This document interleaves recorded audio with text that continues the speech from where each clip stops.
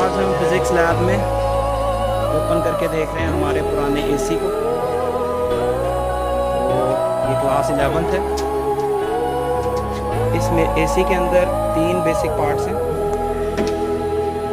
ये आगे कूलर है जो इसको कूल करेगा। इस तरफ इसकी हीट सिंक है जो गर्म हवा को बाहर फेंकेगी, और ये इसका कंप्रेसर है।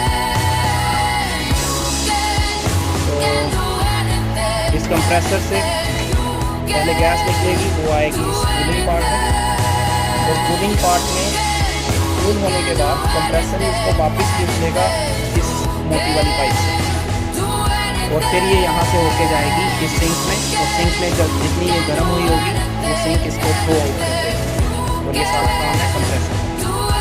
इसमें लगी हुई है एक बड़ी सी मोटर जो दोनों साइड से फैन को चलाती है।